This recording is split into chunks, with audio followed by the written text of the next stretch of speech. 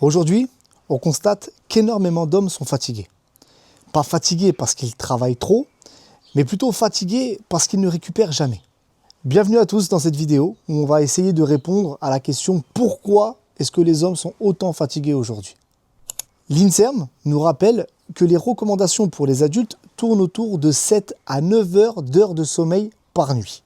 Mais en France, les adultes dorment en moyenne moins de 7 heures par nuit et ont même perdu 1 à 1h30 de sommeil dans les 50 dernières années. Cette information peut te paraître anodine pour commencer, mais il faut quand même savoir que le manque de sommeil, ça augmente ta fatigue mentale, ta prise de poids, ton anxiété et la baisse de testostérone. Et si on se pose la question de pourquoi est-ce que les hommes dorment moins, on va retrouver un cercle vicieux qui tourne autour déjà du travail. Parce que ça nous prend de plus en plus de temps et forcément ça génère du stress. Donc, qu'est-ce qu'on fait quand on a un petit peu de temps? On essaie de se distraire pour réduire le stress. Et généralement, on se réfugie dans les écrans. Mais il y a aussi un truc qui est très important, c'est que les gens trouvent aussi refuge dans la malbouffe pour justement se faire plaisir et se déstresser, mais également par manque d'anticipation et problème d'organisation. Et tout ça, ça crée une atmosphère anxiogène qui pousse même à l'isolement. Donc aujourd'hui, le problème, c'est pas que les hommes sont faibles, c'est qu'ils vivent constamment en mode survie.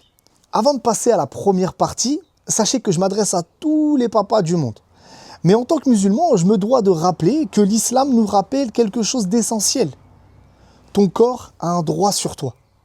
Notre religion nous enseigne comment dormir correctement, nous apprend également comment prendre soin de nous, comment préserver son énergie, comment manger correctement, etc. Tout ça pour dire que le fait de prendre soin de soi, c'est pas un luxe, mais c'est déjà un devoir.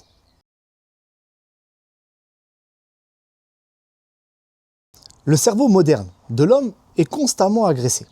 Regarde la première chose qu'on fait au réveil, et je m'inclus dedans, hein, d'accord? On prend notre téléphone. Et ça déjà, c'est un signal qui est très fort. Cette habitude, elle témoigne d'une surcharge mentale, volontaire ou involontaire d'ailleurs. Par exemple, le travail. Je pense à des dirigeants d'entreprise, par exemple, qui vont checker s'il n'y a rien eu d'anormal durant la nuit, quelque chose qui s'est passé, quelque chose qu'ils auraient pu louper. En deux, ça peut être aussi la charge mentale familiale. Par exemple, quelque chose qui aurait pu arriver aux parents ou aux enfants. Ça, c'est également possible aussi.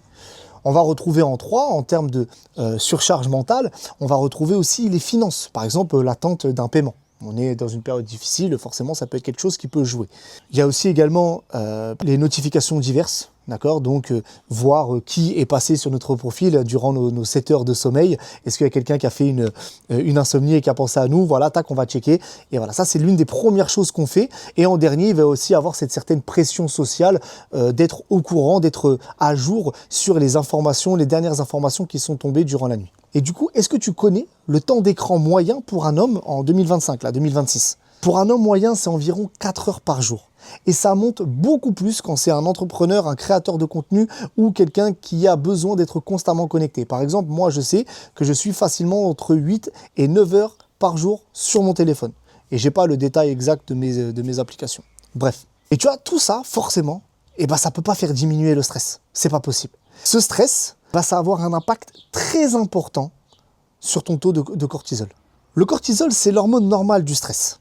Mais prolongé dans le temps, ça va créer chez toi de la fatigue chronique, des troubles du sommeil, des burn-out, des dérèglements psychologiques. Et tu vois, tous ces dérèglements-là dont je te parle, ça va également avoir un impact sur ton sommeil, sur ta fatigue, sur ta concentration, sur ton humeur, sur ta prise de graisse abdominale et sur tes performances cognitives.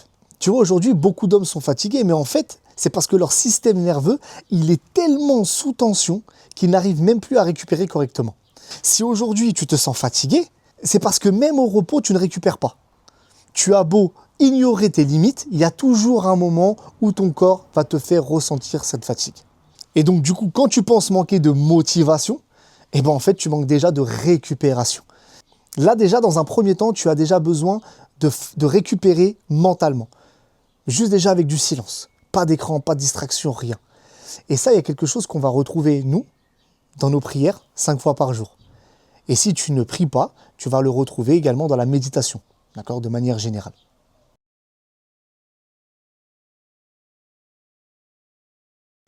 Aujourd'hui, le père moderne, il s'oublie totalement.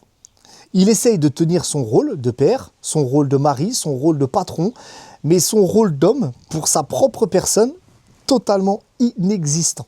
Donc ok, on veut tous être des bons pères, on veut tous être des bons maris, on sacrifierait tout pour notre famille. Mais comment est-ce que tu veux porter ta famille correctement si mentalement et physiquement, t'es détruit? En fait, il ne faut pas se tromper sur la notion être fort. Si pour toi être fort, c'est ne pas te plaindre quand ça va pas par ego, ne jamais te reposer, foncer, foncer, foncer, mais ne pas tenir dans le temps, bah je pense que tu es sur la mauvaise route. L'objectif, c'est d'être utile aux autres. Mais déjà, il faut être utile pour nous-mêmes. En tant que papa, sache que ton fils prendra exemple sur l'homme que tu es. On est d'accord, le fait de travailler dur, le fait de montrer l'exemple dans le travail acharné, c'est très important. Mais ce qui va être important pour lui, c'est de surtout avoir un père qui est présent physiquement et mentalement, qui partage des choses avec lui. Pas un papa qui est constamment fatigué, aigri, la tête ailleurs, ou qui a mal partout et que dès qu'il veut faire quelque chose de bien avec toi, une activité, eh ben, il se retrouve bloqué parce que tu ne peux pas le suivre.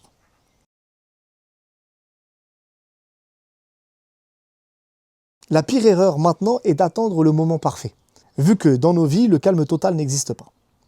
Là, ce que tu dois faire, c'est déjà de reprendre le contrôle par des habitudes simples et progressives qui vont te donner une discipline. On peut se donner des objectifs sur le sommeil, sur le temps d'écran, sur l'alimentation, sur la marche, sur tes entraînements. L'objectif de tout ça est de créer un cadre. C'est très important. Tu vois, dans la remise en forme, dans le travail et surtout dans la religion, il y a quelque chose de très important. C'est que ce qui paye le plus, ce sont les petits efforts constants. Il vaut mieux pour toi changer petit à petit que trop d'un coup et ne pas tenir. On atteint l'excellence par la constance. Ça, c'est une règle de base. À partir d'aujourd'hui, il faut accepter d'avoir une responsabilité sur son corps. Il faut que tu te remettes en haut de tes priorités. Et je te le dis, ça, c'est pas être égoïste. Hein, okay, c'est justement prendre ce temps pour te concentrer sur toi, pour être heureux avec eux. Imagine l'énergie que tu peux envoyer à ton foyer si tu es en forme. Imagine maintenant être le papa qui profite de son plein potentiel. Le but pour toi, c'est pas d'être parfait. C'est juste d'être plus solide, plus énergique, plus frais au quotidien. Alors je le répète, hein, aujourd'hui, beaucoup d'hommes ne sont pas faibles. Ils sont juste usés, mentalement, physiquement et émotionnellement. Mais à partir du moment où tu prends conscience de ça, alors il n'est pas trop tard. Si tu sens que tu es en train de t'oublier, commence par reprendre le contrôle maintenant. Pas quand tout ira mieux, mais maintenant. Parce que ta famille, elle mérite d'avoir un homme présent. Maintenant. Et toi aussi, je suis sûr que tu veux te ressentir vivant.